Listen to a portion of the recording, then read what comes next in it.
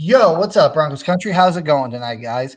This is me and Mohammed's gut reaction to the preseason win last night over the Arizona Cardinals. And before I get into it and we get into it tonight, please, guys, like, comment, subscribe on this video. Also, hit that bell notification. Tell your friends, tell your family. We're trying to boost our subscriber count. I think right now, currently, we're sitting at 55. We'd like to try to get at least to 70 by the time the season starts. Just a little number for us to, want to get to. So, any friends or family you guys got, please send them over and have them like, comment, subscribe on this video too. And, like I said, hit that bell notification so you know when we go live. So, Mohammed, gut reaction to the Arizona Cardinals game last night. What was your gut reaction to the game last night? Well, Eddie, it's as complete as a game could be. I mean, I know we talked about it before we went live. Like everything, special teams, offense, defense. I was very impressed. I know it was against backups. We had our backups playing too most of the games. Some of the starters played, but I was very pleased. I got to see what I need to see. I mean, Stidham is just looking like a starter out there. I know we're going to go into Stidham in a minute. He played really well. You could tell that being on this system for 3 years now, he has like perfected and kind of knows how the playbook is and all that. It's very obvious. My God, Troy Franklin is just a completely different player. Huge improvement from last year. I'm sure he's going to have a big year. RJ Harvey, finally, he got his first touchdown. So that was pretty cool. You could tell that, the cuts and the speed and all that. Um, good to see, man. I mean, I was happy to see Evan Ingram, with that catch and run. I wish I was at the stadium like somebody was. I wasn't, but it was good to see, right? And if this is what we're gonna be seeing from Evan Ingram, I mean, come on, you know, Bonix got a toy. I mean, he's got his Joker, right? Defense, pretty decent. Jonah Ellis, my God, man. I mean, like I said, man, pass rush is just gonna be on. Like we can just rotate people. If they need a breather or something, if their starters need a breather or something, they can always come in and assist. And they wouldn't miss a beat. So overall, I was very pleased, and can't wait for next week's game. When the starters actually play. Yeah, as you referred to, not trying to brag, but yes, I did get to go to the game last night. My wife just got back. She went on a trip to Baltimore to go up there to help some of her family. And when she got back, she wanted to have a date night last night, and tickets were relatively cheap. So me and her, we decided to go, and it was a blast. Like she had fun, I had fun, and I also got to meet the great Scott Tanner from MHH, Mile High Huddle page. Got to hang out with him and talk to him for a bit. We kind of discussed some things. Really nice guy. But as far as the game, man, it was so much fun. Like you said yourself, Muhammad, Evan Ingram, man, like whenever that play happened, like the stadium erupted. I'm pretty sure that was like the only play he was in that game for. After that, I'm pretty sure he got taken out of the game after that. It was like a 50-yard, 58-yard freaking catch and run for big yards, man. It was a good play. Um, Jared Stidham, he looked really, really good. The Broncos dominated in all three phases of the game last night against the Arizona Cardinals. Offense, defense, special teams, they dominated the Cardinals. Like the Cardinals had literally one good drive the entire game, and that was, I think, their first drive of the game. The Broncos get the ball, or no, I'm sorry, the Cardinals get the ball first. They go down. No, I'm sorry. It was their second drive. I'm losing my mind. Their first drive, the Cardinals, they marched down the field. Broncos stop them. I think at like the 50-yard line. Well, they didn't really march, but the Broncos defense stopped them. Broncos get the ball first, drive, march right down. I think it was like 4 plays, like 90 something yards in like a span of a minute and a half, march right down the field and get a touchdown. There was the first play. It was like a little check down pass to RJ Harvey. He picked up a couple yards, and then it was the big play by Evan Ingram. Then it was another, kind of like, I think it was like a 20-yard game by Pat Bryant. And then it was like a 5 or 6 yard run from RJ Harvey into the end zone. So it was a really good opening series. And after that, the Broncos just took hold of the game, and Cardinals didn't stand a chance. Stidham looked really, really solid. Pat Bryant looked really good, but I want to talk about the star of the show last night. It wasn't nobody on defense. It wasn't Evan Ingram. Even though Jared Stidham had a lights out game, it wasn't him. It was our boy Troy Franklin. That boy balled out. Dude, he's gonna have a breakout year this year. I think him and Bo Nix, like they had that connection in Oregon. They're gonna have a bigger connection this year. Everybody's talking about Sutton or Bo Nix to Sutton, Bo Nix to Pat Bryant, Bo Nix to Evan Ingram. It's gonna be Bo Nix to Troy Franklin a lot this season. Keep your eye out for it. Uh, but as far as the stuff I was looking for, like Pat Bryant played really well. You know, Jody Barron, like, he was really, really good at tackling and playing on defense, man. RJ Harvey had a good game. Uh, I'm trying to think. McLaughlin had a good game. Who was the other one? Dobbins, of course, didn't play last night. And I want to get your take on this, Mohammed. Like, I mean, it doesn't really mean nothing now, but it was just weird to me. I just want to get your thoughts on this because we heard Sean Payton say on what was it Thursday when they had the joint practice with the Cardinals that some starters will play on Saturday, and Broncos country is like, okay, some of the starters are going to play, but they're probably not going to play much, and the big ones ain't. We're thinking, when you think of big stars, you think of Cortland Sutton, Bo Nix, Sertan, Brandon Jones, stuff like that. But it was funny to me whenever I was at the stadium last night watching, the only guys I see that didn't dress out, which two of them, you could say it's because they were hurt, and that's Dre Greenlaw and Alex Singleton. They're still nursing injuries. But the other one was Zach Allen. Okay, starters ain't going to play. He ain't going to be dressed. But Bo Nix was dressed out last night. Cortland Sutton was dressed. Sertan was dressed. But they didn't play. It was just weird to me. But what do you think that was for, Muhammad? Why do you think that is that Sean Payton let them dress, but knowing they weren't going to play? I have no idea, Eddie. I thought that was kind of weird myself. But with Sean Payton, you never know. Maybe he had a certain plan and then he changed his mind or something. Or maybe he wanted to let him play for a little bit or insert them at some point and then didn't. I don't know. You can never tell with Sean Payton. You don't know what he's thinking. So, Yeah, it come on. was just wild, man. But it was wild to me. But yeah, the Broncos dominated last night, man.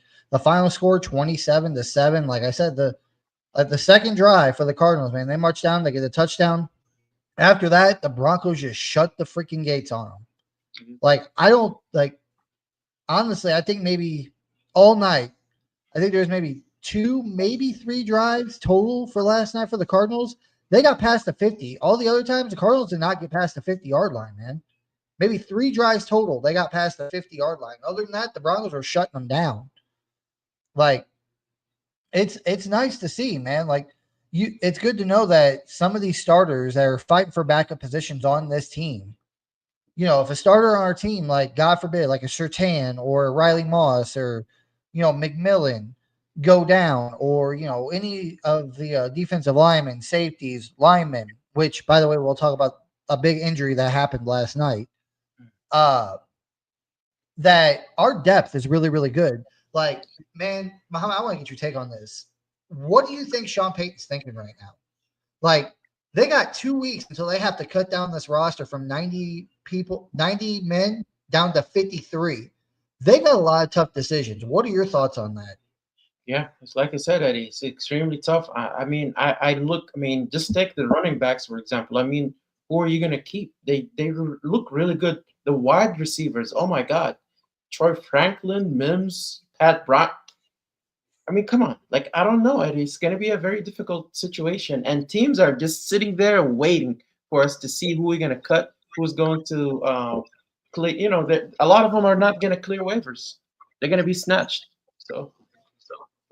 Well, that's the other question I wanted to ask you, Muhammad, because this morning I was watching I think it was the Saints, and I can't remember who the other team was. It was the Saints and somebody playing this morning. I was watching the game, and I was watching the game, and on the bottom, you know how they have the bar down there that shows you, like, tracks the scores, the stats, and everything like that. It came across the bottom of it this morning that the Texans traded a receiver to the Eagles. They said the receiver's name. I can't remember who it was, but they didn't say what they got in return for the receiver, the Texans. But the only reason why I'm talking about that now is because this Broncos team Muhammad, has so much depth at almost every single position. Like, I would not be surprised if by next week or within the next 2 weeks, we're going to be seeing a couple of trades go through. Yeah. Now, I'm not talking about like big trades, like, oh, the Broncos are, trading this guy for like a second or a first round pick. I'm talking like late round picks, like the Broncos trade, say, Blake Watson or Tyler Bidet for like a sixth or something, Yeah. or Jaleel McLaughlin or something. Like, we're probably going to see a couple of trades from the Broncos. I firmly believe that because there's so much depth on this team. There really is. Like, you gotta cut. You gotta cut. What is it now? Like 40 or it's about 30 something, close to 40 people. You gotta cut off this roster in the next 2 weeks. Of course, yeah, you're gonna put guys on the practice squad, understandably, but like there's a guy that you're like, we don't we don't want to keep him on the practice squad. We know we can't keep him on the 53 because we got other guys in that position. But we know this guy's got some type of value. Yeah. Let's see if we can get like a sixth or seventh round pick out of him. I think you're going to see a lot. What are your thoughts on that, Mohammed? Do you think that's possible over the coming weeks that a few guys get traded? Absolutely, Eddie. But then at the same time, Eddie, you got to think that that the Broncos going to have some tough decisions, so they really would rather wait and not give up anything. But at the same time, there's going to be a lot of competition, right? So yeah, and I honestly hope that happens, Eddie, because then it kind of makes your job a little bit easier, because at least you're cutting a guy or you're letting a guy go, but you're getting something in return. So it's gonna happen, Eddie. Very deep, very deep. I mean, that game from yesterday just proves it, Eddie. Like we're so deep in every level. I mean, come on. So Um, I know it's just the preseason and it's only 2 games, but I ran the numbers last night. The Broncos through 2 preseason games, you know how many points they averaged on offense through these 2 games? 28.5 points per game. Now, I also did the same thing on the defense. You know, how many points do they average a game on defense? 8 points. The Broncos defense has given up. Granted, I said this is preseason, a lot of backups. I mean, some of the starters played, but it's like, regardless of the fact, it's just a little fun thing I like to do. The Broncos on defense are only allowing 8 points per game. On offense, they're averaging 28.5 points per game. If this team and if this offense can average, like, I think last year they averaged, like, I think, what was it, 24, 25 points per game last year. And I think with Bo Nix in the second year, an actual tight end one, more receivers, actual running backs this year, and the offensive line in its second year together, continuity. You got all that continuity between Peyton, Nix, the offensive line, new weapons at receiver, actual run game now, actual tight end one. We averaged 25 points per game last year. Is it crazy to say the Broncos can average another 3 points a game this year? No, it's not. Last year, I think the defense was only early in the year, they were like, I think the average was like maybe 15 points or no, I'm sorry. I think it was 17 points last year. They were averaging last year on defense. This defense is better. You got more depth. You got another really good corner. You actually brought in Drake Greenlaw, a middle linebacker that can cover tight ends, cover the middle of the field. You brought in a really good safety. Like, is it possible the Broncos can maybe, only allow maybe like 15, 14 points per game this year on defense? No, it's not. So, man, I'm telling you what right now, dude, if this team stays healthy and plays to their potential, dude, this is going to be a really, really scary team.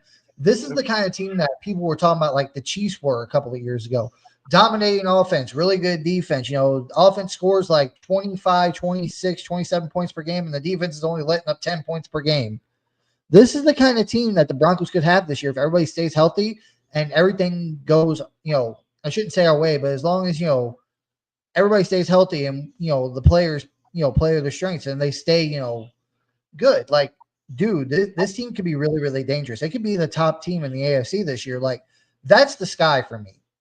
Everybody knows what my predictions are. They know what yours predictions are, Mohammed. But honestly, if I had to guess right now, their floor for me, which we haven't really talked about this. We talked about what their record is going to be this year, what their season record is going to be. And people are talking about their floor and ceilings for every team. For this Broncos team, I think their floor could be 11-6. Their ceiling could be what the Chiefs did last year, a 15-2 team. If everything goes right and they stay healthy, this could be a 15-win team. I'm just saying, dude. Like, I know it's preseason, but it's just something I had to throw out there. What are your thoughts? What do you think the floor and ceiling is for this team this year, Mohammed? Just off your Yeah, mind, right? yeah. I my thing is what you said. You know, the key is staying healthy, Eddie. Because if Greenlaw is healthy, Singleton stays healthy, you know, sky is the limit. Honestly, Eddie. 11 games is a floor. Yeah, that's not crazy. You know, 14, 13, 14 games. Yeah, that's not. I would probably say, as for the floor, I would say maybe 11 games, Eddie. I'll say maybe 14, 13, 14 for the ceiling. Okay. No, that's no big. Like I said, that's what you believe. But like I said, like it's just wild to me, man. Like I know it's probably a little bit of the, maybe the homework coming out of me a little bit, but I mean, the Chiefs' offense was not that good. Like in 2023 and last year, Chiefs' offense was not good, and they were 15-2. It was mostly because of their defense. And Mahomes made a play when he needed to make a play, and I shouldn't say it on the show, and the refs bailed them out a lot last year, but I don't care. I strongly believe that the Chiefs got bailed out of a lot of games last year, or got and if they didn't get bailed out, it was extreme. Like they had to have like lady luck on their side all year last year for them to go 15-2 the way they did. So, but that's my point. But man, like last night's game was so much fun. You got to see a lot of the depth, and like I said, dude, I feel for Sean Payton, man. Him and George Payton got a lot of hard decisions. Like I said, if you could trade some of these guys that have at least some value now, like I said, even a sixth or seventh round pick, you can get something like we talked about this last week, Mohammed. Sixth and seventh round picks in George Payton's hands, that is gold. Yep. Jonathan Cooper, I think he was a sixth round pick. Nick, who was the other one? There was another big one. I'm blanking here. But even like undrafted free agents, but George Payton finds really, really good players. Like they could wind up being starters for this team in the sixth and seventh round. That's hard to do. So if you could trade, like, if you're like, hey, we got say Tyler Bidet or Blake Watson, or we got say Jaquan McMillan here or whatever, somebody, just say anybody. And it's like, we know we can't keep them on the roster. They're probably not going to clear waivers if we try to put them on the practice squad. Let's try to get some value out of them. Because, yeah, you're losing a solid player, but then you're getting another pick in return for him. And again, that pick, late round picks in George Payton's hands, turns out the goal. He'll get another player to replace that player. And, like, yeah, you'll still miss that player, but eventually you're going to be like, Jaquan, who? If he, gets another running or corner in like the seventh round that matches the same energy that Jaquan had. So that's the good thing about having George Payton as a GM. But next up, I wanted to ask you about this, Mohammed, because we kind of talked about this a little bit last night, or I'm sorry, last week. And that was, I'm sorry, give me a second here. I got to look it up real quick. Jared Stidham. Now, I want to ask you this, Mohammed, and I want to get your take. And there's another question I want to ask you about Stidham, but is it possible that the Broncos considered Stidham as a trade candidate on how he's played throughout training camp and preseason? Is that possible? Absolutely, Eddie. I mean, the guy was playing lights out last night. First game also, he's playing really well. I mean, it's not against starters or anything, but I would say yes. A lot of teams could use a Stidham, you know, even if it's not now, Eddie. Even if nobody asks for that now, halfway through the season, injuries happen every year for a quarterback. They could be like, hey, we would like to trade for Stidham. Now, do I want that to happen? No, honestly, Eddie, because if God forbid something happened to Bo Nix, I want him to play. Like he could win some games for us, right? He could keep us afloat until Bo could come back. So I don't want that to happen. But now, what if a team comes in with a crazy offer? Hey, we'll give you a second round. Buy Stidham. I'm sorry, but buy. You know, I mean, even a third round. So, yeah, I would say yes. Oh, God, I have a hard time with this one. If it's a second rounder, I would be hard pressed to say no.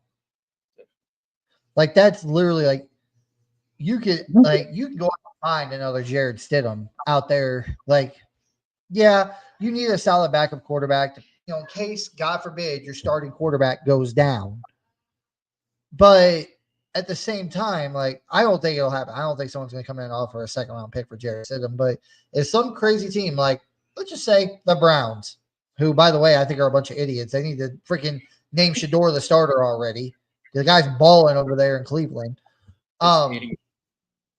but if they come up, a dumb team like that comes along and says, "Hey, we'll give you a second for Jared," I'd be hard pressed to say no to that because that's like I'm not going to say it's a blue chip prospect, but second round picks, like, dude, come on. Like second round picks are good to have, especially if you can get one for a backup quarterback. Mhm. But on the flip side of that coin, I don't think Sean Payton's going to do it. I really don't. Bro, you know, Even if it's a second round pick, I don't. I think he'd be hard pressed to do it because he's not going to sit there and be like, "Well, I'm keeping him," because I think Bo Nix is going to get hurt. But if Bo Nix, God forbid, goes down, you don't want your season to end with that. You still want to be able to fight. And I think Jared Stidham could be that guy to come in with how well he's playing. Again, yes, it's against backups, but that's what he is. He's considered a backup. But with this roster, if Bo Nix, God forbid, were to go down, like hopefully it wouldn't be more than a few games, but God forbid it was like a horrible injury, like a devastating season-ending injury. I think you could rely on Jared Stidham, and with him being in the system for his third year with these weapons, he could keep this team afloat and still make the playoffs. I strongly believe that. So I don't think Peyton would trade him. I really don't. Like, unless there's another quarterback out there that is a Stidham like S type quarterback that if a team came and knocked in and say, "Hey, we'll give you a second or maybe even a third," and they go ahead and do it, and Sean Payton's like, "Okay, I'm going to bring this guy in. He's another spitting image of Stidham. He'd fit perfectly in my system, and I think we'd still win games with him." But at the same time, like I said, you still be risking it a little bit because Stidham's been in the system for 3 years. If Bo Nix has a really bad injury to where he's out the rest of the season, whoever you bring in after that, if you get rid of Stidham, it's like they might be they might be a quarterback that might be able to hold the fort down for a couple of games, but not the rest of the season. I think Stidham can hold down the fort the rest of the season into the playoffs if Bo Nix were to suffer an injury like that. So I just I would say no because I wouldn't want like a second round pick would be great, but again, I don't think it would be that high. I don't even think it'd be a third, honestly. I think maybe it'd be a fourth at most. But I would have to pass because, like I said, you don't think Bo Nix is going to go down, but you never freaking know in this league. And if that were to be the case, and if it were to happen at some point this season, I want us to still contend for the playoffs. And Stidham, I think, gives us the best chance to do that if Bo Nix goes down. So, but with that aside, the next thing I want to talk to you about is about Stidham too, Muhammad. But this one just makes me laugh uncontrollably. I look like the Joker whenever I hear this and I start laughing. And that's people out there saying, and it's not just Bronco fans, it's people of other fan bases, national media. Jared Stidham should start over Bo Nix. These people seriously make me want to stab myself in the ears. What kind of lollygagging poppycock bull crap are you spewing? Yes, I like Jared Stidham. He's a solid backup, no doubt about it in my mind. He is not a starter in the NFL. You, this is my thing. Bo Nix and Jared Stidham had the quarterback competition last year. Bo Nix won the competition last year. Bo Nix was your starter all last year. He got better and better as the season went on. He got better and better. He kept learning. And because he's had a couple of, he didn't have a great preseason game one, which by the way, it's preseason, and I've said this a million freaking times. I'll say it until I'm blue in the face. Preseason games for the starters don't mean a goddamn thing other than knocking the rust off and getting their body back used to the game speed. That's all it's good for the starters. They're starters for a reason. They've already proved themselves to be starters in this league and on this team. They don't need to fight for their job. If that were the case every year, every starter had to fight for his job every single year because a backup was playing great, then no, like Patrick Mahomes probably wouldn't be a starter. Like, I'm just saying, like you have maybe he wouldn't. I shouldn't say that, but he'd be having to be in a quarterback competition every year if his backup outplayed him a little bit in the preseason. Like what? Doesn't make any sense. So for me, the preseason for the starters, knock the rust off, get used to the game speed. The actual play, how good or bad a player is in the preseason, that's only for the backups. Because those are the guys trying to make the roster or put film out there for other teams and say, hey, let's give this guy a shot. You know, Jared Stidham, yes, he played well, but it was against backups. So, no, anybody that says Jared Stidham should be the starter over Bo Nix, get off the pipe. That's all I can say. But what are your thoughts, Mohammed? Yeah, Eddie, I honestly wouldn't take that seriously. I mean, it's just asinine to think that because of the preseason you're gonna make Jared Stidham start over Bo Nix. I mean, it doesn't make any sense. I mean, yeah, like we said, he might get like somebody might trade for him. He's playing really well against backups, right? But there's a reason why Bo Nix, won that competition last year, and I thought we were done with this conversation, Eddie. So to me, it might be just some people trolling, Eddie. I cannot take that seriously. Like I wouldn't. There's no way. And like I said, if the season started and Bo Nix is not playing well for 3 or 4 weeks, and then people start saying that, I'd be like, okay, I'll hear what they have to say. But the season hasn't even started, and you're already saying that stuff. Come on, no way. And everybody knows that whenever it comes to preseason games, like that's why I have my philosophy that I have. That it doesn't mean nothing how good or bad the starters play in the preseason. It's just mostly about getting the rust knocked off and getting used to game speed. Because for the starters, the one thing that really matters is the joint practices. Every year for the because those are more of the scrimmage. Like the play callers, they call more of their stuff in those joint practices. They call more of their scheme in those joint practices, show more of their playbook because it's not televised, it's not live. Like you're not going to give away your best plays in a preseason game that's televised. You're not going to do that. There's a reason why we say, oh, they're playing so vanilla defense or they're playing vanilla offense in the preseason because they're literally just trying to see what guys, the backups are going to make the roster and just getting the, starters out there to get some, game live action. That's it. They want to show what they're going to do. I mean, is there any reason why we really haven't, we've seen Evan Ingram once this entire preseason? It was last night and he had a good game, the one good play, and he was out. It's because they don't want to showcase what they're going to do with Evan Ingram. Like he's a joker. That's what they call him here in Denver. They're not going to showcase what they're going to do. These people to me that say this kind of stuff, yes, they are trolling. I 100% agree with you, Mohammed, but I think it's making people's brains explode. Like people out there that are not Bronco fans or even some that are Bronco fans, I think they just don't like Bo Nix, just like they didn't like Drew Lock or whatever. But most of them are not Bronco fans. And I think the only reason why they're doing this kind of stuff, they're saying this, is because their brains can't process what's going on here in Denver. And what I mean by that is the Broncos are actually good. Like Kansas City's been running this division for what, 8-9 years? The Broncos have not found a quarterback.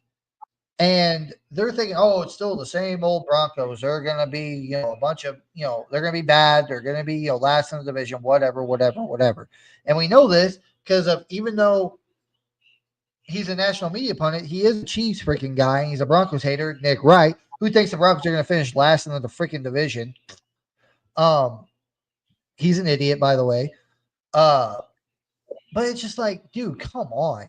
Like, this ain't like you can't even sit here and say the Chiefs are going to win the division this year. You guys are going off past years, like his 2018, 2019, 2020, 21, 22 seasons.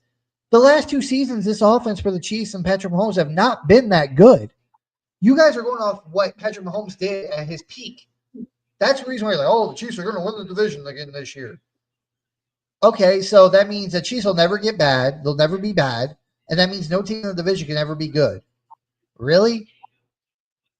Every year, a new team can take over a division.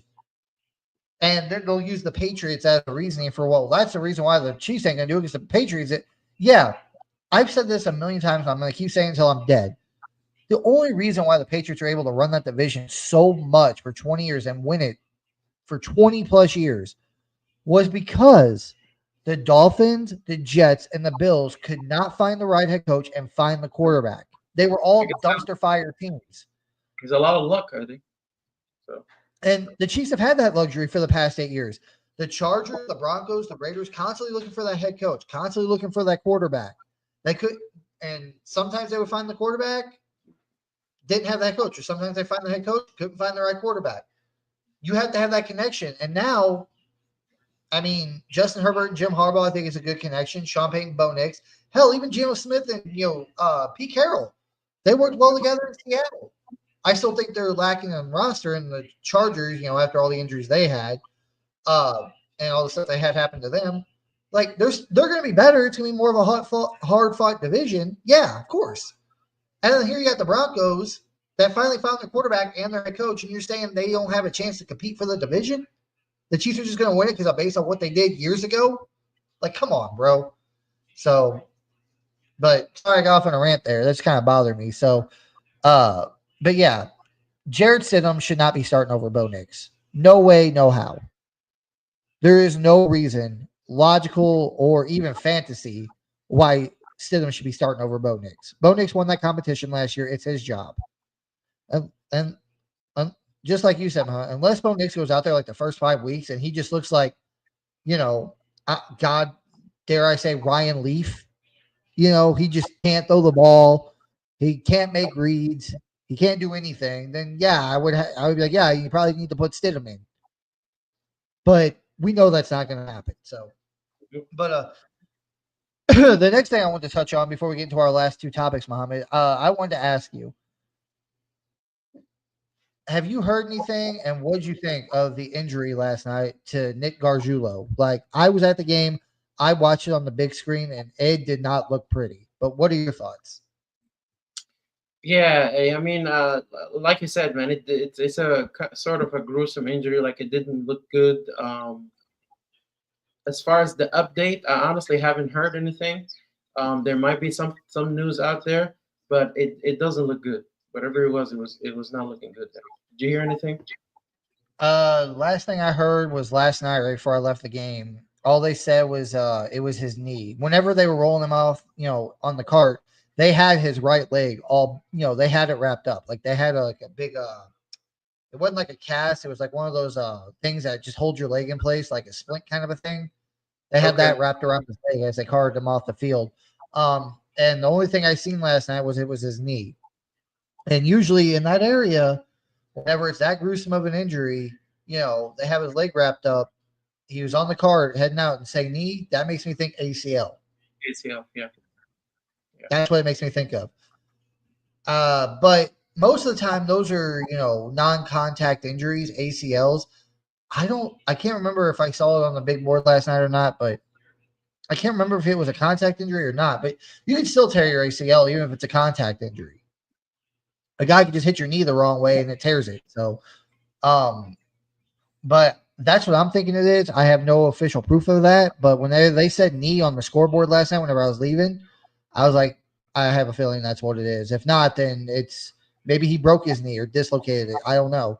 But it kind of sucks because Nick Gargiulo was that guy to be the backup guard. He was like the first one to be the backup guard. I think.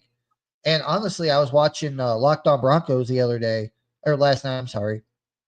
And well, actually, a couple days ago, they were thinking that maybe possibly he's going to be the replacement for Ben Powers after this year. Like he could be that guy, but now if it's a season-ending injury, he's not going to get no playing time this year. We're not going to be able to see if that's him or not. Like, Yeah. because Ben Powers, like I love Ben Powers, but he's not been playing well the last year or so. So we'll just have to wait and see what goes on with that. Hopefully, it's not too serious. But whenever I see Nee and all the stuff that happened with him last night, I fear the worst, honestly. But we still have to wait for an update on that, guys. We have not received any kind of word on his injury as of yet. So, the next thing up, Muhammad, that I want to go over is you wrote this down, and I really wanted to go over this, since last night because like I said, I was there at the game. I watched every snap, and I agree with you on this. Estime is definitely gone. What are your thoughts on this? It really breaks my heart, Eddie, that to say this, but because you know how much I loved Estime, right? I had big hopes Yeah. for him, but I don't know what it is, Eddie. He's got the body. He's such a unit, right? But it's just I don't know what it is. He does not have it. I don't know why. What happened after he left college? But he's gone. He's like the worst running back we have, and his problem is Jaleel. You got Jaleel ahead of him. Blake Watson. Come on. So I don't know, Eddie. Like, there's no way I could see him. I mean, even if he goes like in the practice squad, who's gonna pick him up? I don't know. He's gone. That's an easy one. Well, I got to watch every running back played last night except for J.K. Dobbins, which that solidifies he's gonna make this roster. They consider him as a starter. He's not going nowhere. RJ Harvey, and I want to go on record for saying this real quick because this is something I saw. A lot of people are saying that Sean Payton's going to keep 4 running backs this year on the roster. He's going to keep 4. Now, we know the first 2 are penciled in. That's going to be J.K. Dobbins and RJ Harvey. And the third, a lot of people are saying it's going to be Jaleel McLaughlin. So that leaves that 4th spot wide open. That's between Bidet, Watson, Estime, and I think that's it, right? Yeah. Out of those 3 that can make that, if they do hold 4 running backs, out of those 3 that are left remaining to make that last spot, Estime is the furthest one from it. It would either be Blake Watson or Tyler Bidet. And in my opinion, I think it's going to be Tyler Bidet. But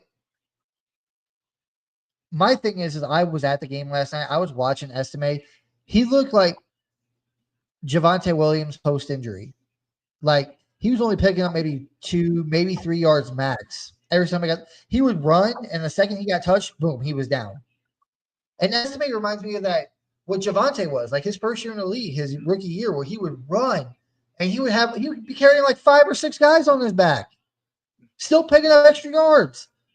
That's what I think of as Estime as is that bowling ball type of running back that can just hit somebody and someone tries to tackle him and he's carrying 3 or 4 guys on his back. Dude, his vision was terrible, by the way. He would go right up the middle and run right into a freaking defender every single time. And the second he got touched, boom, he was down. So, yeah, he's off this team. He's gone. He might make the practice squad. He'll get cut. He'll be one of the cut candidates on cut day. And they might bring him back on the practice squad, which he'll probably be because I don't think anybody's going to take him, honestly. But I could be wrong. So, yeah, at least that's like I still think they're going to probably only carry 3 running backs because I still think they're going to carry a fullback. Now, Nate Atkins is going to be out. We heard, he's like a backup / tight end. He's like a fullback / tight end hybrid, but he's going to be out at least a couple of games into the season per Sean Payton. So you still got Michael Burton who was hurt, and I don't know. Like I think Michael Burton, I don't think it was that bad of an injury. It was something small. He'll probably be back this week practicing. He'll probably be back in next week's preseason game. Um, but they brought back Michael Burton for a reason. So I think they carry 3 running backs. That's all they carry, and they carry Michael Burton on the 53-man roster. They brought him back for a reason. If they really didn't want him, or heck, even if they thought Nate Atkins was the guy, they wouldn't have paid Michael Burton to come back for another year. That makes sense to me. Why would you pay him back just to cut him? You could just got rid of him and kept Nate Atkins. It's a fullback. It's literally like a dying breed in the NFL. It's like dead practically. So I just I think Michael Burton's gonna be on the roster come week one. But yeah, that's my thoughts on Estime. So I think they carry three running backs, and Estime is not the one to make it. But last thing I want to talk about, Muhammad, I want to get your thoughts on this. Troy Franklin. Woo! That boy friggin' just wow. That's all I can say last night about him. He had two really, really good touchdown passes. But what are your thoughts on him, Muhammad? Yeah, like he really surprised me, Eddie, because I remember last season. I mean, last draft when they went ahead and they moved up to get him, and I was like, well, he's already got that connection with Bo Nix, and it just something was missing last season. I mean, towards the end, I know he improved, but he's a completely different player, Eddie. Like he made a huge jump from year one to year two. It's incredible. So confident too. So and with his route running, he's just playing really well. So he's gonna have a huge year, huge improvement. I'm very happy, and this just adds to the weapons that Bo Nix is gonna have. So I'm excited, man. Oh man, I'm super excited, and I don't normally do this, but I'm giving a hot take right now on what is today's date? August 17th, 2025. Here's my big hot take. Troy Franklin will be the leading receiver on this Denver Broncos team this season. He'll have I more don't think yards and more touchdowns than Cortland Sutton, Evan Ingram, Marvin Mims, or Pat that's Bryant. I don't think that's crazy, Eddie. I don't think that's crazy. Well, a lot of people might think so because I think still, Cortland Sutton and Bo Nix have chemistry from last year, of course. Evan Ingram, being the Joker type tight end that Sean Payton wanted. People think he's going to be getting a lot, which I'm not saying he's not going to. He will, but Bo Nix has had the most chemistry with Troy Franklin, and with him, like I'm not going to say he's breaking out yet because it's only practice and preseason, but dude, he's literally been catching everything. He's been like the shining star in preseason and in training camp. He's the one that's been shining. That's my hot take. I think Troy Franklin's going to have the most yards and most touchdowns. And if I had to guess those numbers right now, I'm going to say Troy Franklin, 1,300 yards, 10 touchdowns from Bo Nix. Eddie, the thing is, like, Bo Nix has so many weapons. If teams decide to put one or two people like on Sutton or Evan Ingram. He's got all this. He can run the ball. He can throw it to Troy Franklin. He could throw it to Mims. He could, so like Sean Payton said, Eddie, we're gonna be a problem. I believe him. Oh, yeah. He's Oh, yeah. gonna be a problem. I believe him. Yeah. So can't It's wait. going to be a fun season. It's going to be a fun season. That is for sure. But anyway, guys, that's it for us tonight. We got through a lot of good topics. Next week, me and Mohammed, we're going to see how our schedules line up. But if we can, next week, the Saints game, the Broncos play the Saints in the preseason finale in, I think it's New Orleans, right? They play in New Orleans next week. I don't think they play here in Denver. I had to look that up. But it's an 11 a.m. game, Mountain Time, 1 p.m. game, Eastern Time. Um, Me and Muhammad are going to look at our schedules, and if we can, we're going to live stream through that entire game. So the guys that can't see the game can come on here, and we can keep you guys updated. Live. You guys will have the exact same stuff that we have watching the TV. We'll talk about it. We'll go through it. We'll have a blast doing it. This is something I've really been wanting to do, and so is Muhammad. Just live stream a game. Have all you guys come in here into the chat, drop your comments down. We'll have a blast doing it. So we're gonna, hopefully get that figured out. Hopefully our schedules align and we can get that done. Again, guys, please like, comment, subscribe on this video. Also hit that bell notification so you know when we go live. And like I said earlier, please get your friends, your family, get everybody in here. We're at 55 subscribers now. We want to try to get 70 subscribers by the time the season starts. So anybody that loves Broncos football, please show them this page and get us out there and get our name out there so we can start building this channel more and more. We'd really appreciate it for all you guys, and we appreciate everybody that comes in here every week and watches it. So, Mohammed, any final thoughts before we get out of here today?